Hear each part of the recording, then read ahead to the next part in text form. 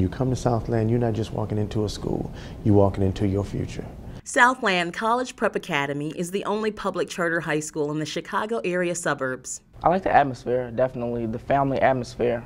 You know, every morning we say a creed, the Southland family, Southland family creed. And it reminds me every day why I'm here, why I come here, my motives, my goals. Every day at 8 a.m., students line up in their homeroom to say the student creed. The students of today are leaders of tomorrow. We are family-oriented school.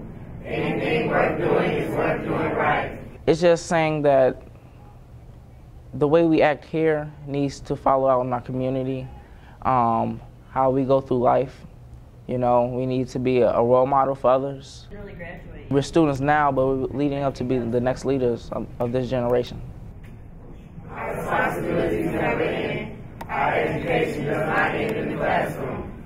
The only way to lose is to quit trying. Ashley is one of the students of Southland's first class. Originally, I wanted to go to Southland because it was either the option of a boarding school or Rich South. And I figured I didn't want to be away from my parents, so I couldn't. The boarding school was X'd out, and then it was Rich South. And Rich South is known for being on academic probation and the violence record, and it doesn't have that it factor that I'm looking for. At first, I wasn't convinced about the 8 to 5 time period, but after a while, after I came here and got in, I was really excited, really ready to learn, and now I'm so used to the 8 to 5 period. It's not really that hard because I love the school so much that the day flies by really quickly. In the honors class, you may have to do a project that shows your understanding of these ideas. School leaders say the longer day is needed because their students face global competition. We have a European school day. It's 8 to 5. You know, we think somehow something horrible has happened to us if we're not out at 2 o'clock, that our world is coming to an end. And you've heard that, oh my goodness, I have to go to 3. All right, but the rest of the world is not out at 2 o'clock. And those 3 hours of instructional time that you're missing, when is this being made up? And the answer is it's not. Because look how our country has dropped in terms of its academic standing. Dr. Blundin is the superintendent of School District 162 outside of Chicago in the community of Richton Park. She is also the CEO of Southland College Prep Charter School. She admits she was not an advocate for charter schools. The idea was presented to us that we open a charter school. To be honest with you, I've never been a charter school person. I supervised the opening of many charter schools in Chicago. But charter schools have been unique to Chicago for many years. They've been in our state, but not outside of Chicago.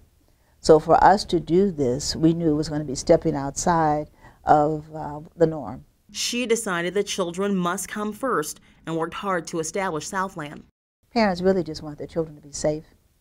They want their children to learn, and they want them to learn in a way that these children can be competitive.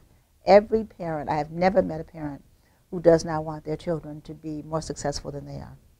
And they want their children to be treated fairly. Valerie Newsom is one of those parents who wanted a choice for her child. On a high school level, we only had a few choices, and they were not positive choices. The other choice would have been private schooling.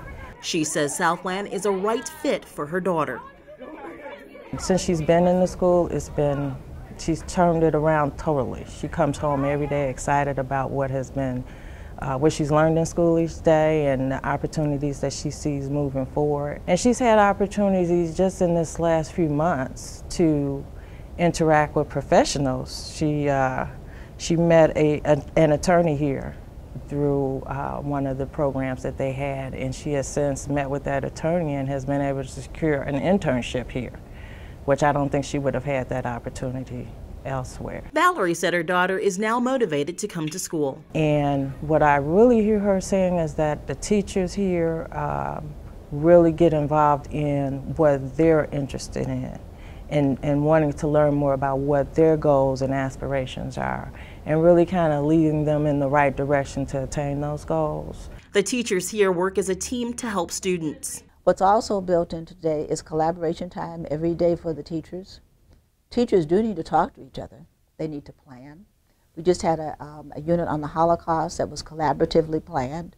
And I believe in the strength of the teaching force if you allow them to plan and to think. Do you make up a city in New York? Or you? I love my teachers because, say for example, my literature teacher, Miss Nam, she's always so energetic and fun, yet she's always serious at the same time, where I feel comfortable around her and she can give me information or criticism and I'll take it seriously and I'll know what to do next time. She said the teachers build students up. They motivate me by telling me what I did wrong in the first place. And when they tell me what I did wrong, and they do it in such a manner where they're like, Ashley, you should do this instead, and I guarantee you you'll get this grade, or I'll guarantee you in the future you can do this or you can do that.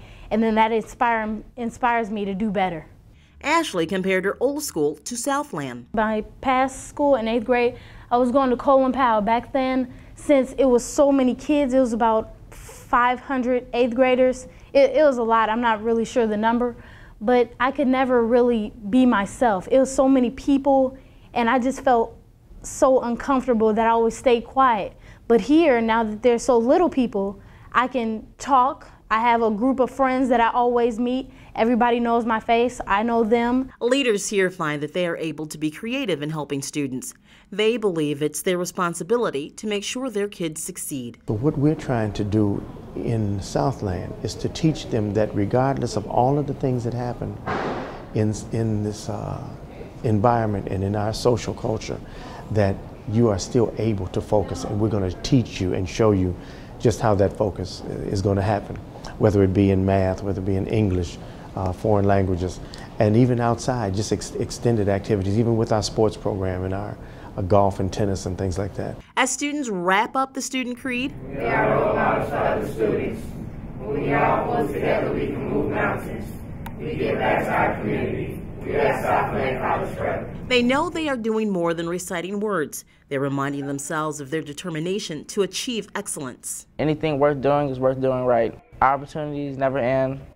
Teachers and staff at Southland say they have the opportunity to make a difference in the life of a child. I look at this as a beacon of hope for all other public education systems and all public educators.